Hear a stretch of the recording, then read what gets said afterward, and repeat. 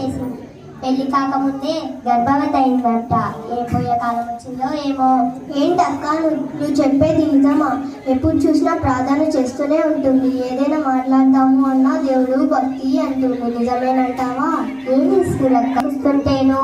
నీ మీద నమ్మకం లేక కాదక్క, ప్రార్థన చేసే వాళ్ళు కూడా ఇలా చేస్తారా అని ఆలోచిస్తున్నాను. పిచ్చిదానా, వాళ్ళకంటే మనమే నయం. కాకపోతే మనమేదో తగాదాలు ఆడుతున్నామని, మనమేదో పాపం చేస్తున్నామని అందరూ అంటారు. అందరికి వినపడేది మన గొంతులేగా. ఏదో నొక్క మనకెందుకులే అమ్మ, ఎవరెట్టబోతే కడుపు పట్టుకోగా నీకు చెప్పా, ఎవరితో అనబోకు. గబుక్కున వెళ్ళి మా అన్నకు చెప్పేవు. సరేలే అక్క, నేనెందుకు చెప్తాను? అయినా ఆ విషయం ఊరంతా తెలిసిందిలే. వెళ్ళి వస్తా.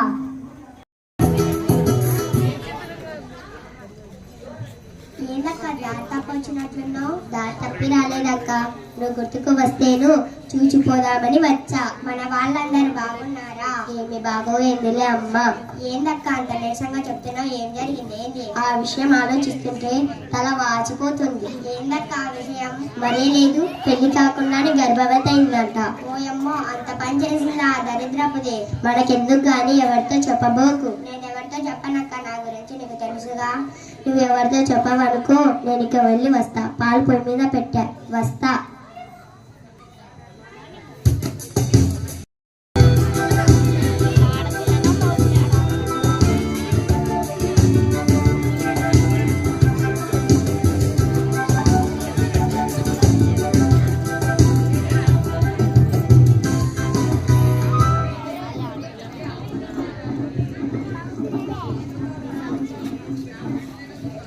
యోసేపు, బాగున్నావా? బాగున్నానక్క, మీరు బాగున్నారా? బాగున్నాము. ఏమి బాగోలే. ఏమైందక్క, ఏమైంది? ఏదైనా ఇంట్లో కష్టంగా ఉందా? అబ్బే అదేం లేదు యోసేపు, ఇంట్లో అంతా బాగానే ఉంది. మరి ఏం బాగాలేదన్నావేంటి? మనసు బాగాలేదా? ఏందోనయ్యా, మంచితనం ఏ రోజుల్లో ఎందుకు పనికిరాదనుకో. అలా అనదక్క, యథార్థవంతులను బలపరచుటకు యెహోవా కనుదృష్టి లోకమంతటా సంచారము చేయుచున్నదని బైబిల్ గ్రంథంలో ఉంది కదా. అయినా అసలు విషయం ఏమిటో చెప్పనే లేదు మీరిద్దరు. ఏమి చెప్పమంటావులే? అబ్బా అక్క, చెప్పండి. మొన్న నీకు ప్రధానమైనదిగా యోసేపు. అవును, మరి అతో అక్కడ నుండి ఏమైనా విషయాలు తెలిసాయా? ఏం లేదే, అంతా బాగానే జరుగుతోందిగా. యోసేపు, నేను చూస్తుంటే జాలేస్తుంది. అమ్మాయి అదే మరి ఆ గర్భవతి అంటగా. నా మరియా గర్భవత? నిజమా? అదేనయ్యా, నాకున్న మొన్న తెలిసింది. తెలిసినప్పటి నుండి నిద్ర కూడా పట్టడం లేదు. వాళ్ళు నిన్ను ఇంత అన్యాయం చేస్తున్నారని తెలిసాక నా మనసులో లేదనుకో. అయినా ఇప్పుడే ముందులే, మగవాడివే కదా, పెద్దవారింటి నుంచి మోస ధర్మశాస్త్ర ప్రకారం చేస్తే సరే. సరేలే యోసేపు, ఏదో ఒకటి ఆలోచించుకొని నిర్ణయం తీసుకో. మేము వెళ్ళి వస్తాం.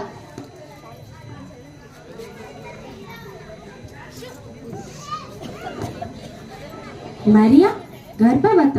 గుణవంతురాలు, యోగ్యురాలు, ఎంతో మంచి పిల్ల అనుకున్నాను గాని నన్ను ఇంత అన్యాయం చేస్తుందని నా కలలో కూడా ఊహించలేదు. చిచ్చి, ఈమె బ్రతికెట్లున్నను నాకేమి? ఇతరులను అలా నిందించవలను కదా. ఈమెను అవమానపరిచే రహస్యంగా నా మట్టుకు నేను విడనాడగలను. ఈ విషయం ఆలోచించే కొలది నా శిరస్సు మండుచున్నది, నా గుండె రంపకు కోతకు గురవుచున్నది. ఈ జనుల నిందలను నేనైతే భరింపలేను.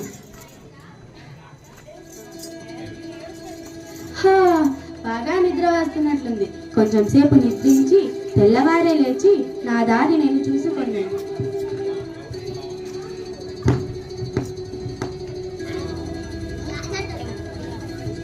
ఆకాశమే ప్రకాశ రాజపీఠమాయే, తారలే కిరీట రత్న కాంతులాయే, సూర్యుడే విరాజ విల్లు మానమాయే, తారలే సామరస్య సోయగాన కాంతి, దాంతి ప్రశాంతి.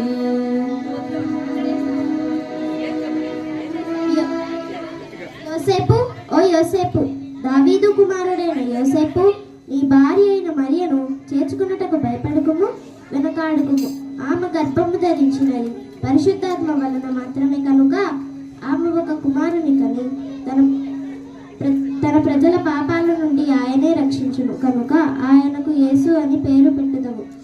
యోసేపు, ఇదిగో కన్యక గర్భవతి అయిన ఒక కుమారుని కని ఆయనకు ఇమ్మానుయేలు అని పేరు పెట్టదవు. ప్రభువు తన ప్రవక్తలతో పలికిన మాటలు నెరవేరునట్లు ఇదంతయు జరుగు.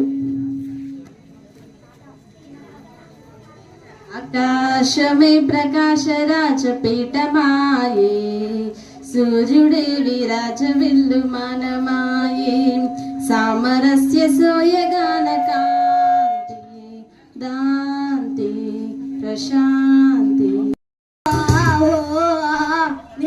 వినండి, శ్రీయా దేశపు కౌసరు ఐగుప్తుల వారి ఆజ్ఞలు పొంది తెలియజేయడమేమనగా, పిల్లవారేమి, పెద్దవారేమి, లేనివారేమి, ముసలివారేమి, ముతకవారేమి 50 మంది బయలుదేరి తమ తమ స్వగ్రామంలో చేరి ప్రజా సంఖ్య రాయించుకోవాల్సిందిగా ఆజ్ఞైనది. ఓ ముందున్న ముసలమ్మ, నీ నోట్లో చిట్ట తీసి నేను చెప్పేది సరిగ్గా విను. నేను చెప్పలేదని చేయలేదని అని నా నోట్లో కూడు తీయమాకే తల్లో, నేను అసలే పిల్లల వాడిని. వస్తా.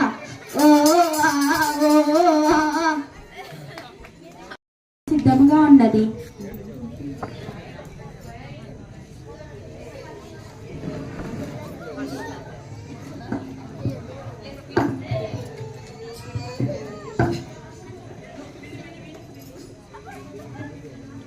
సర్వచిత్తాంబునిదేనయ్యా, స్వరూపమీచు కుమారివే, సారే పైనున్నామంటేనయ్యా, సరి అయిన పాత్రం చేయుమయా, సర్వేశ్వరా నిరిక్తుండను, సర్వదా నిన్నే సేవింతును.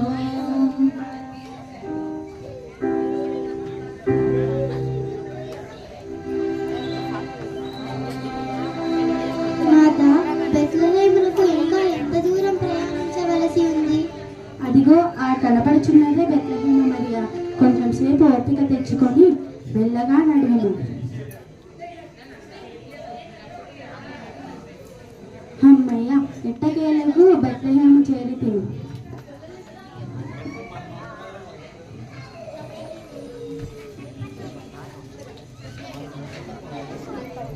ఏమండో ఎవరండి లోపల? ఓ సర్వజమాన్ గారు, ఏమండోయ్? ఎవరు వస్తున్నా? ఎవరండి మీరు? ఎక్కడి నుంచి వచ్చారు? అమ్మా, మాది గలిలియాలోని నజరేతు అను గ్రామం. ప్రయాసంఖ్య వ్రాయించుకుంటకే ఇక్కడికి వచ్చాం. ఈ రాత్రి తలదాచుకుంటకు కొంచెం స్థలం ఇస్తారా? స్థలమా? చూడు బాబు, ఇప్పటికే సత్రం అంతా జనంతో నిండిపోయింది. నాకే స్థలం లేక బుర్ర నిచ్చుకొని నిద్రపోతున్నా. ఇంకా నీకెక్కడి స్థలం? పోవయ్యా పో. కొంచెం దయచూపండమ్మా. అర్ధరాత్రి పూట్లో వచ్చి నిద్రని చెడగొట్టిందే కాక బాగా మాట్లాడుతున్నావే. పోవయ్యా పో.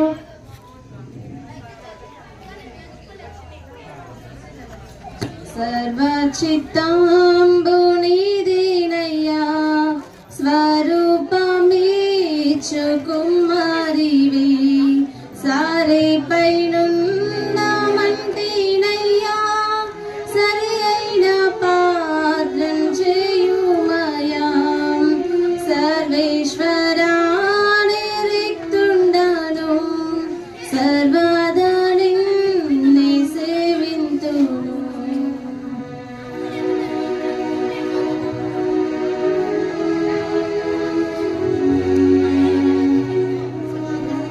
నాగా, చాలా అలసటగా ఉంది. నేను ఇంకా నడవలేను.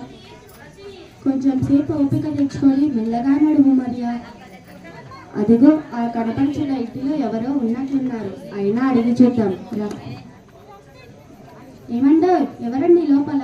ఓ ఇంటి గారు, ఏమండోయ్? వస్తున్నా. ఎవరు మీరు? ఎక్కడి నుంచి వచ్చారు? అమ్మా, మాది గలిలియాలోని నజరేతు అను గ్రామం. ప్రయాసంఖ్య రాయించుకుంటకే ఇక్కడికి వచ్చాం. ఈ రాత్రి చలిగాలికి నిండి చూడాలని మీ ఇంటే చేర్చుకో తల్లి. ఆ స్థలమా? చూడు బాబు, ఇప్పటికే బంధువులతో మా ఇల్లు నిండి ఉంది. మీకు ఇష్టమైతే కనబడుతున్న పశువులో పాకలో ఉండవచ్చు. ధన్యురాలమ్మా, నీ మేలు ఎన్నటికీ మర్చిపోలేదు.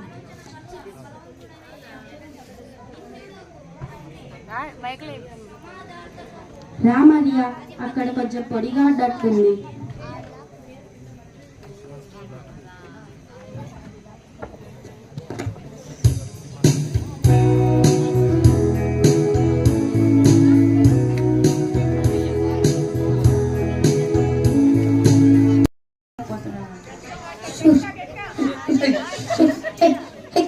అరే నల్లోడా, చలి ఒక్క దెబ్బతో మందు చెప్పమంటావా?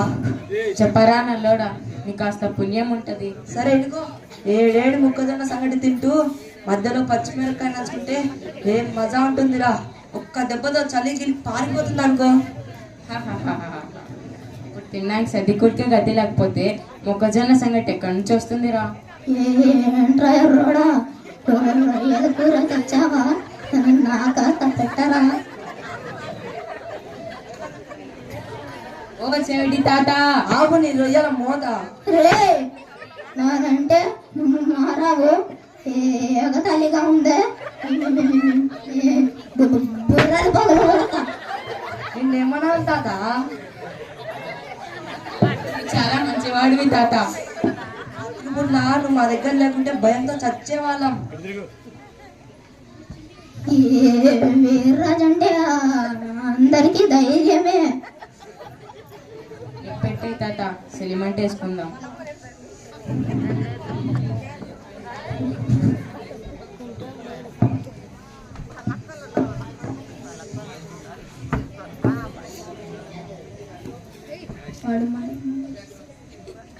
ఒరే నల్లోడా, కాస్త మందన మల్లేసి రారా.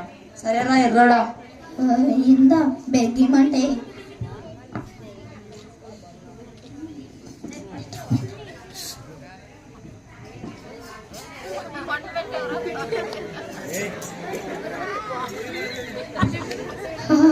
హాయిగా ఉందిరా ఎర్రోడా. ఇంకా కాస్త గట్టేరా. పెద్ద మంట వేస్తే కురువిదయాలు వస్తాయంట తాత.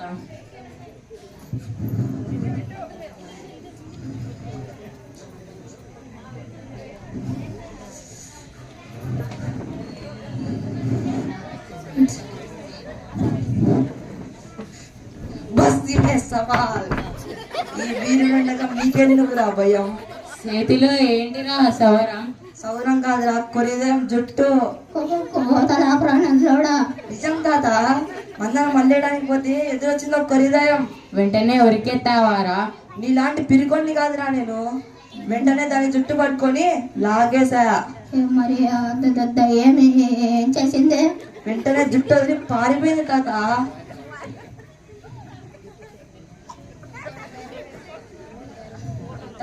అడేదో వెలుగు వస్తుంది తాత, చూడండి. ఓరి దేవుడు, రేపు అమ్మ నా కోసం పూరా చేస్తానింది, వాటిని తినాలేదా? ఓరే దేవుడు.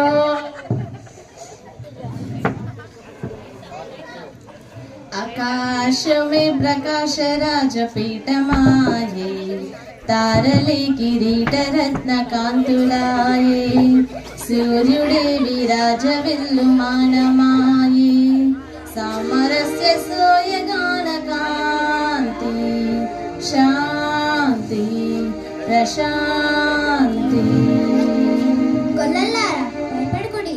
ఇదిగో ప్రజలందరికీ కలగబోవు మహా సంతోషకరమైన సువర్తమానము నేను మీకు తెలియజేయుచున్నాను. ఏంటమ్మా శుభవార్త? దావీదు పట్టణమందు నేడు మీ కొరకు ఒక రక్షకుడు పుట్టి ఉన్నాడు. దానికి ఏంటమ్మా అనగాళ్ళు? ఎవరమ్మా రక్షకుడు? ఆయనే ప్రభు అయిన క్రీస్తు. దానికి ఏంటమ్మా ఆనవాళ్ళు? దానికి ఇదే మీకు ఆనవాలు. ఒక శిష్యువు పత్తి గుడ్డలతో చుట్టబడి తొట్టిలో పండుకొని ఉండటం మీరు చూచెదరు. ఆకాశమే ప్రకాశ రాజపీఠమాయే, తారలే కిరీట రత్న కాంతులాయే, సూర్యుడే విరాజ విల్లు మానమాయే, సామరస్య సోయగాన కాంతి, దాంతి ప్రశాంతి. ఒరే నల్లోడా, కొరివిదయం జుట్టు తెచ్చిన మొనగాడివి, ఏంట్రా అలా భయపడ్డావు? ఇది కొరిదం జుట్టు కాదురా, నా పిల్లం సౌరం. రే రండిరా, మన కోసం నేడు రక్షకుడు పుట్టాడంట, వెళ్ళి చూసొద్దాం. అరే ఆంధ్రు పేతురు అరే పేతురు ఆంధ్రే రండిరా రండి, మన కోసం రక్షకుడు పుట్టాడంట. రండిరో రండి అన్న, మన కోసం రక్షకుడు పుట్టాడంట.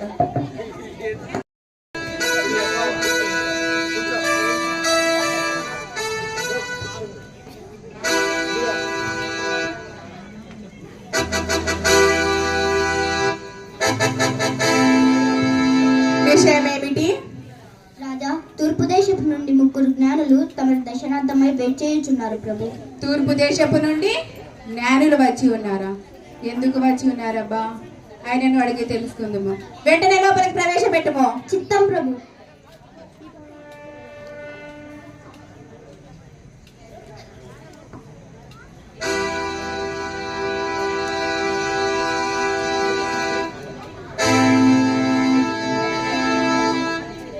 రాజా, తూర్పు దేశం నుండి 3 జ్ఞానులు వారు వెయిట్ చేయుచున్నారు ప్రభు. లోపలికి ప్రవేశపెట్టుడి. చిత్తం ప్రభు.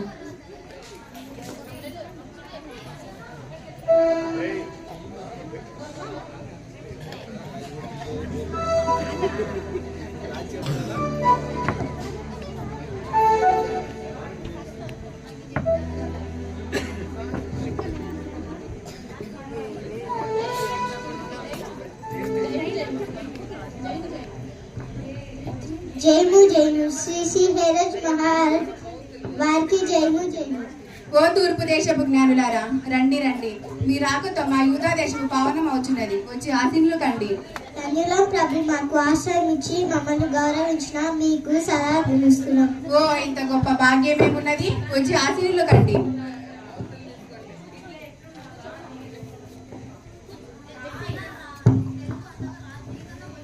రాజాకు రాజుల వారికి మేము వచ్చిన కార్యం ఏమిటో వివరించమంటారా? మన ఎల్లరికి అనుకూలమైన ఎడల వివరించుట మంచిదే కదా. రాజా, మేము ఆకాశంలో చూసి వింతగా కనిపించిన నక్షత్రం చూసి దాని వృత్తాంతమును అన్వేషించ బయలుదేరిన తూర్పు దేశ జ్ఞానులం. ఆ తూర్పు దేశపు ఆ వింతగా జన్మనించిన నక్షత్రం నుంచి నేను మీకేం సహాయం చేయగలను? రాజా, ఆ వింత తార ఒక మహాత్ముని జననం గురించి తెలియజేయుచున్నది. ఆయనే మన రాజు, మన యూదా దేశంలో పుట్టనని మా గ్రంథములో చెప్పుచున్నది ప్రభు. యూదా దేశానికి రాజుగా నేనుండగా మరొక రాజు జన్మించుటయా? వాడు ఎలాగ బ్రతికి బట్ట కట్టగలడో నేను చూచేదను. రాజా, ఏమిటి అంత దీర్ఘంగా ఆలోచిస్తున్నారు? ఆ విషయం ముందుగా తెలిసిన ఎడల మా చెవిన వేస్తే చాలు ప్రభు. అబ్బే, అదేమీ లేదు. నేను వేరే విషయం గురించి ఆలోచిస్తున్నాను. ఇప్పుడే శాస్త్రి వారిని, ప్రధాన యాజకుల వారిని పిలిపించి ఈ విషయం గురించి అడిగి తెలుసుకుందాము. ఎవరెక్కడ? చిత్తం ప్రభు. వెంటనే శాస్త్రి వారిని, ప్రధాన యాజకుల వారిని తమ తమ గ్రంథపు చుట్టలతో నా ముందు ఉంచుము. వెళ్ళు. చిత్తం ప్రభు.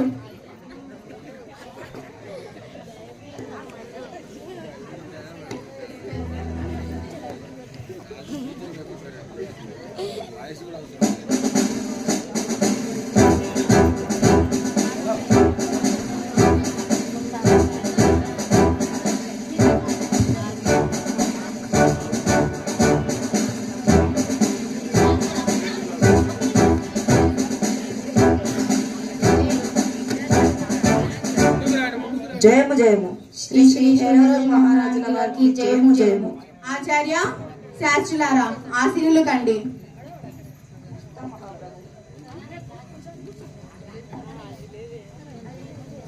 రాజా, యెషయా గ్రంథములో ఇలా రాయబడి ఉన్నది.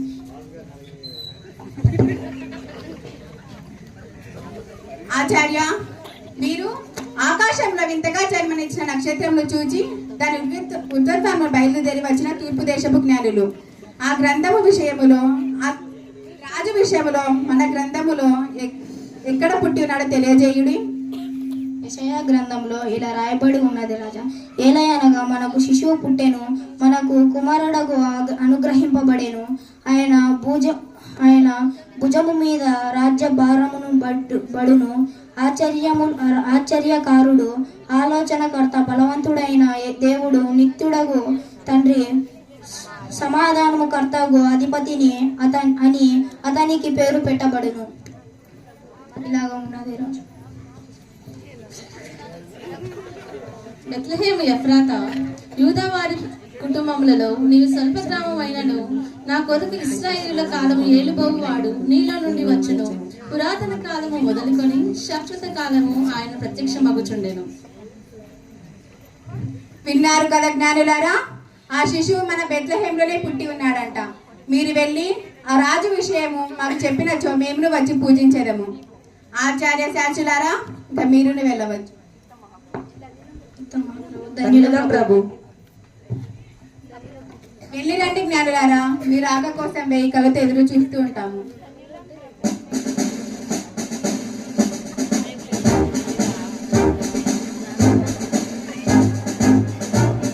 ఏమిటి ధృవార్త?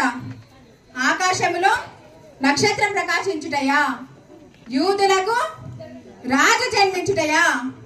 అది చూచి తూర్పు దేశపు జ్ఞానులు ఇక్కడికి ఏ తెంచుటయా? బహు వింతగా ఉన్నదే. ఇది పగట కలయా, లేకుంటే నా గుండెల్లో గువ్వులు పుట్టి కలవరపడచున్నదా? చీచి, ఎంత అవమానము, ఎంత అభాగ్యము, ఎంత సిగ్గుచేటు! నా అంతఃపురములో నా పరువు ప్రతిష్టలకి భంగము కలుగుచున్నది. రాజులకే రాజువుని, ప్రభువులకే ప్రభువుని నేను బ్రతికి ఉండగా మరొకడు జన్మించుటయా? నా కంఠంలో ప్రాణం ఉండగా నా తొలి శ్వాస విరిచే వరకు ఈ రాజసింహాసాన్ని ఎవరికి దక్కనివ్వను. యోగాలు మార్చిన, లేఖనాలు ఘోషించిన, ఈ యూదా దేశాన్ని తిరిగి రాసిన. అరే ఇక్కడ ఉన్నారు, రండిరా.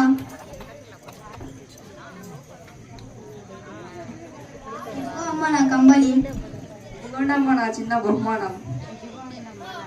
ఇదిగోండమ్మా నా జుట్టు. ఆ విధముగా గొర్రెల కాపురులు వారి మందలను విడిచిపెట్టి ప్రయాణమై బాలయేసును, మరియను, యోసేపును, శిశువును చూసి సంతోషంతో వారు విన్న వాటిని, కన్న వాటిని లోకానికి చాటుకుంటూ వెళ్ళారు. అలాగే కొద్ది దినముల తర్వాత తూర్పు దేశపు జ్ఞానులు కూడా కొన్ని మాసాలకు ఎట్టకేలకు అక్కడికి చేరుకున్నారు. వారి రాకను కూడా మనం చూద్దామా?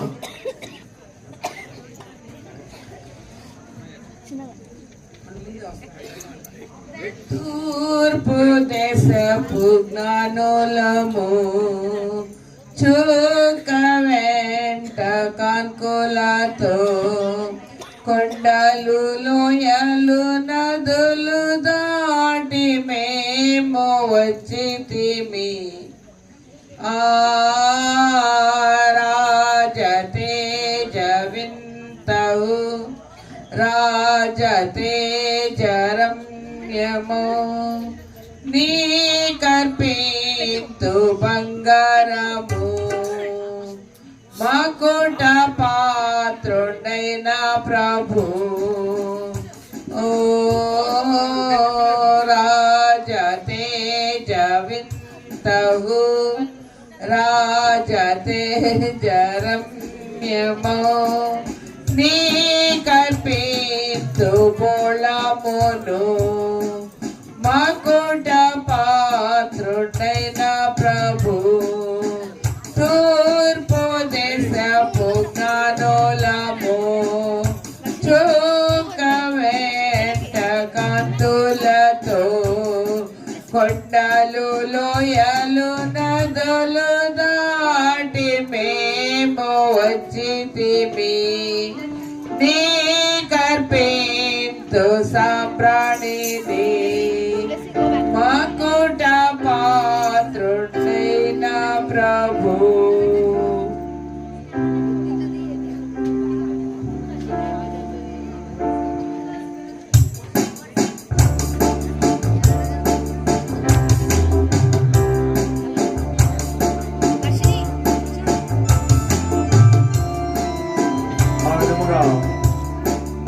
తూర్పు దేశ ప్రాంతాల నుంచి జ్ఞానులు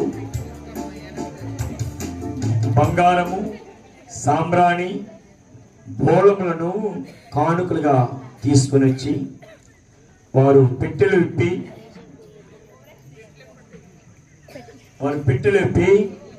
బంగారమును, సాంబ్రాణిని, బోళములను కానుకలుగా సమర్పించారు.